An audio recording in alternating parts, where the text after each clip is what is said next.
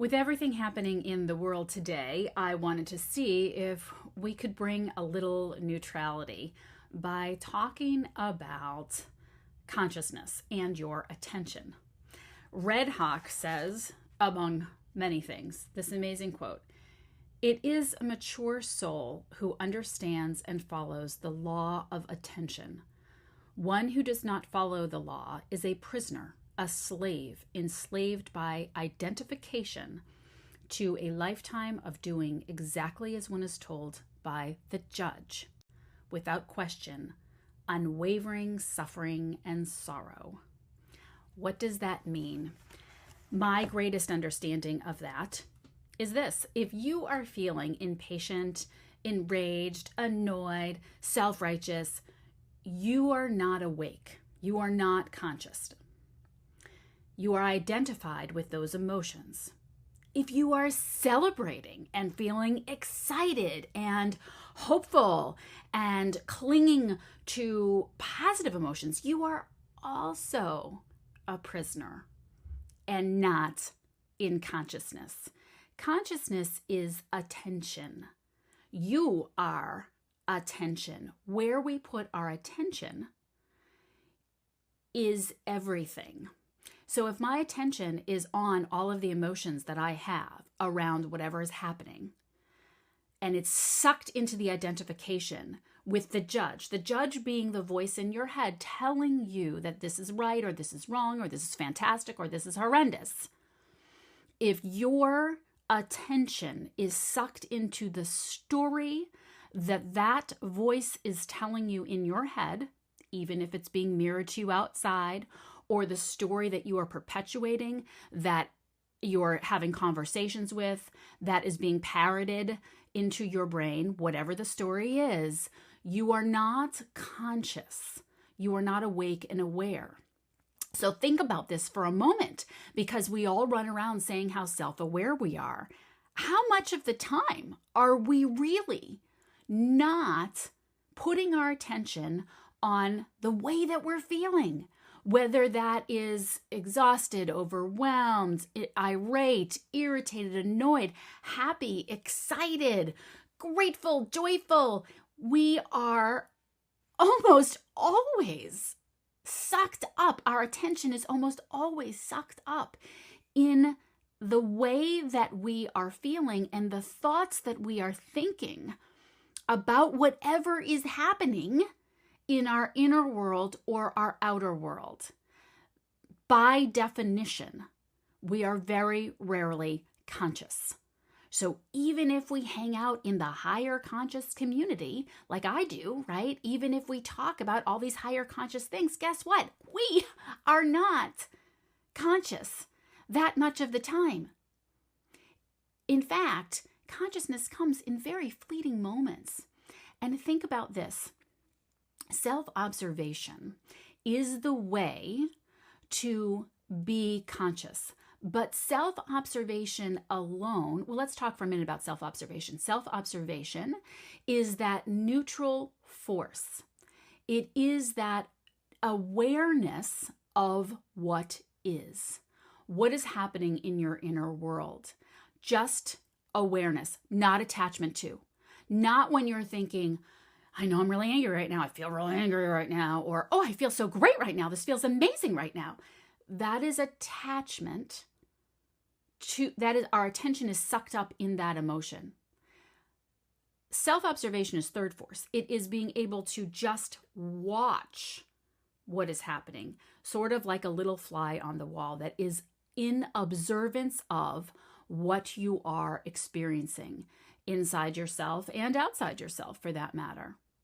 When you can stop and tap into an experience inside your body, whatever is happening, can you put your feet on the ground? Can you sense what's happening in any place of your body? Remembering yourself.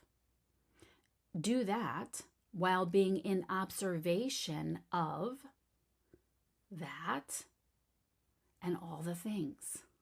It's just not that easy. We practice this for years and years and years, right? And still, maybe we get a glimpse of that. We like to think that when we are in this state of ecstasy, and there is those moments, right, where you have those, well, some people have those mystical moments where they're able to sort of see all and everything, and they realize the perfection of everything in that moment. But that really doesn't happen for most people. And even the ones that it does happen for, it's a very fleeting moment.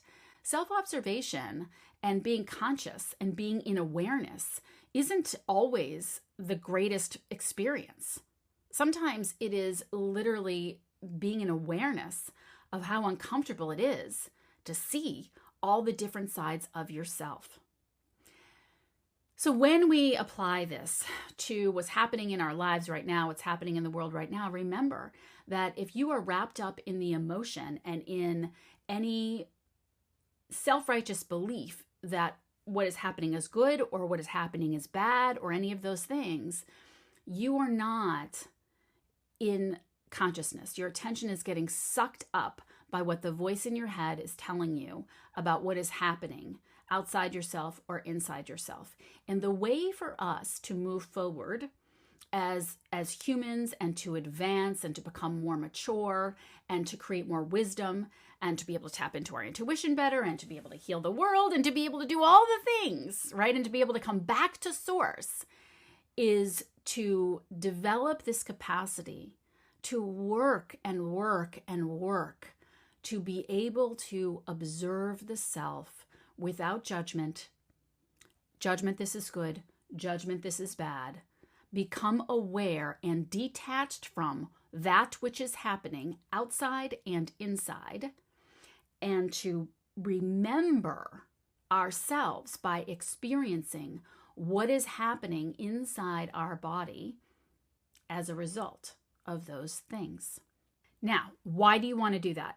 If you want to begin to experience some level of freedom in your life and self-possession and ability to direct things the way that you want them to go, whatever they are, then this is something you want to hear. However, we have to accept that as humans, we have an addiction to suffering. It is, and anyone will tell, no, I don't like to suffer. I don't want to suffer. And I would tell you too, I don't think I want to suffer, except that I keep finding myself suffering, right?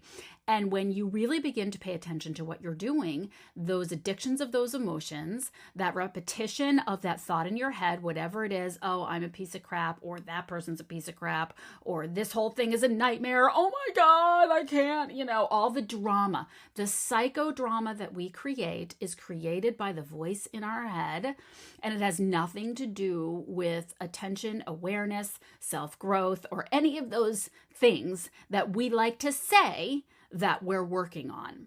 So when you can catch yourself in that moment and say, oh, wait a minute, that is not awareness, that's not higher consciousness, whatever this voice in my head is so certain about, then it is a fabrication of my mind and maybe of things that other people have planted in my mind or things that I want to believe because it feels really good to be upset or to be aligned with other people or whatever it is, or to feel really righteous and great because we think that everything's fabulous, right? That is the voice in your head.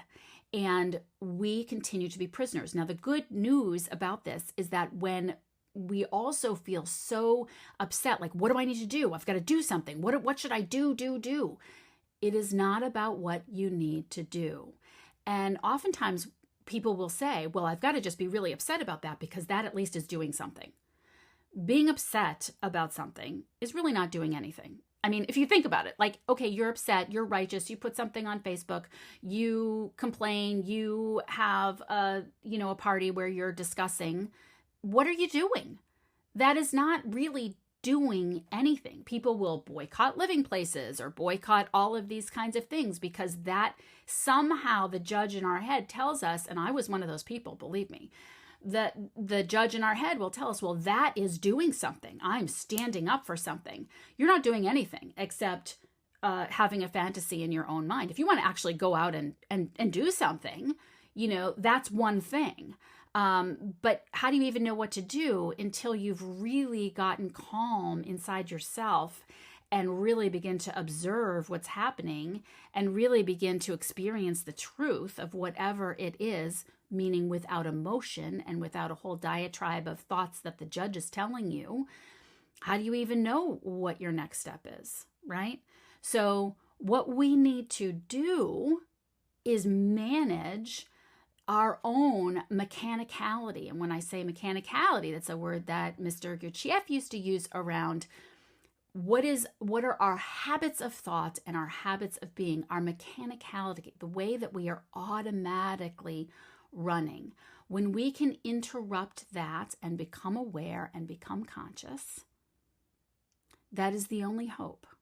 That is the only hope that we have to live a life that is of our free will, and it is our only hope to heal this nation. If you liked this, subscribe. Throw a comment down. Share it. Tell me more about what you want to hear.